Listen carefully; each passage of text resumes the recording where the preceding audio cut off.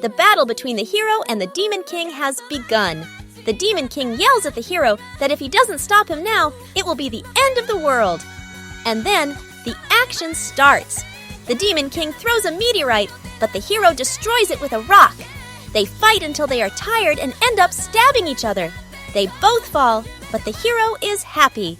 It's all over. Now, that same hero is an excited student on his first day at the academy, ready to make friends and be a normal person.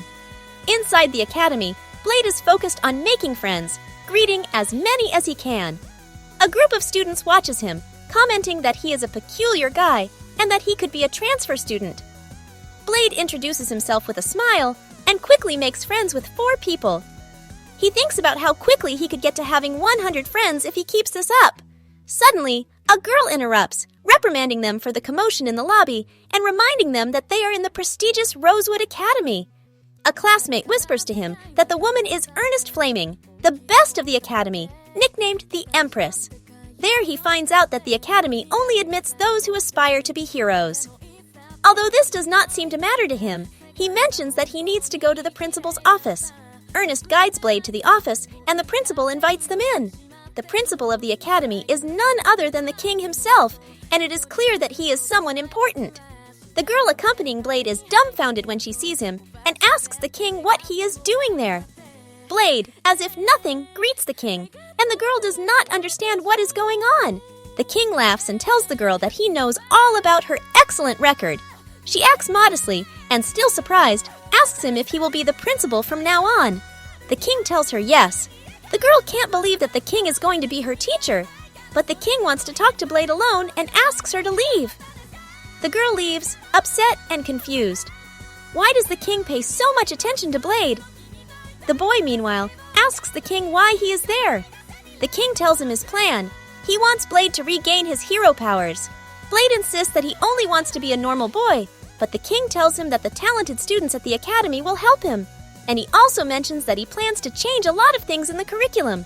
At the academy, hero training is in full swing, and Blade is in the middle of it all, even though the Demon King is no longer a threat. The headmaster confides that they may be able to revive Blade's hero powers.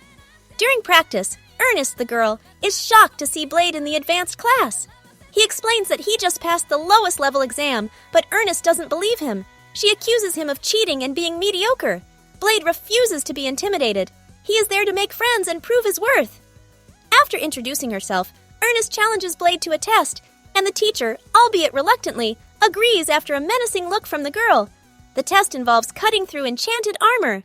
Blade chooses his second sword, and the class is impressed by his battle aura, almost like a dragon's. He destroys the armor, unleashing so much power that the flames burn Ernest's clothes off, leaving everyone agape. Although his sword breaks, he is pleased with his performance. Ernest is still in shock and asks who the hell he is. Blade simply replies, "I'm just a normal guy. There's no one more normal than me." Later in the cafeteria, the redhead is eating alone when she sees the 4 boys from before. It's Blade who tells them there's free space here, but they ignore him. Ernest wonders if Blade is stupid since everyone fears him. But when he tastes the food, his surprise is genuine. The curry is amazing. He can't believe how delicious it is and praises the chef like a genius. Ernest then decides to take back her previous accusations, but Blade doesn't even remember what she was talking about. This annoys her a bit, but also leaves her reflecting. The girl admits that Blade has talent and apologizes for her previous treatment. Although he pretends not to remember what she said, deep down, he is grateful. Blade's open and friendly attitude is starting to win over his classmates, and it seems his goal of making friends at the academy is taking shape. Later alone, Ernest thinks about Blade. Does eating together already make them friends? What nonsense was she saying? But something inside tells her yes, that her words made him happy. He's her first friend after all. Suddenly, the sword on her wall makes a noise that scares her. We find out that many years ago, that sword spoke to her, asking her to surrender to it. Upon taking it, her hair changed color, and the sword urged her to cut, destroy, and burn. Furious, Ernest yells at the sword to be quiet. She will be the next leader of the Fleming family and will not give up so easily. The sword seems to understand and calms down. The next day, we see Ernest fighting Leonor. She asks him to take the fight seriously, And although Leonard is reluctant to use his lance against a girl, he decides to give it his all. Blade is excited about the confrontation, while Ernest defeats Leonard with a single blow. Then it's Sophie's turn, who faces the tired Ernest. Despite her efforts, Ernest attacks her with a fire spell, and Sophie decides to give up.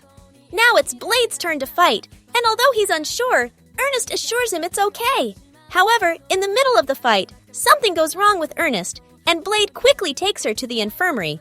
There, they discover she is under some kind of spell or curse, and the nurse cannot help her. When Ernest wakes up, there is a comical exchange between her and Blade about her weight and health, and she is stubborn about following the nurse's orders. That night, Blade went to defeat some robots, opens the door with a crystal, and enters a secret room of the academy. He starts looking for data on Ernest's sword until he discovers that the demonic sword is called Asmodeus. That name gives him chills. Just then, a robot was about to attack him, but Blade destroys it with his sword. He then meets with Ernest, to which Blade reveals that he knows the secret of her sword. That sword has a will of its own and grants tremendous power to its owner, but he knows she still hasn't fully mastered it. Here she tells him that when she was 6 years old, she unwillingly took the cursed demonic sword that her family guarded. It tried to take over her body, and her will entered her, thirsty for war. Since then, she has repressed her instincts, but as soon as she lowers her guard, she hears it. She hears Asmodeus' voice asking her to cut and burn. The only thing is that it still hasn't managed to overpower her because she is very stubborn. Blade assures Ernest that they only need to make the sword recognize Ernest as its owner.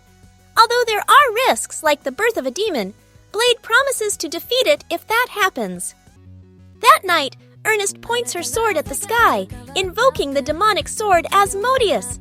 She asks to make a pact with her, prove her strength, and consume her if she can. The demon agrees, and Ernest feels confident that she will succeed. In her mind, Ernest faces the demon, who presents itself as fire, power, and violence. He asks her to fight together, although there is much he wants to destroy.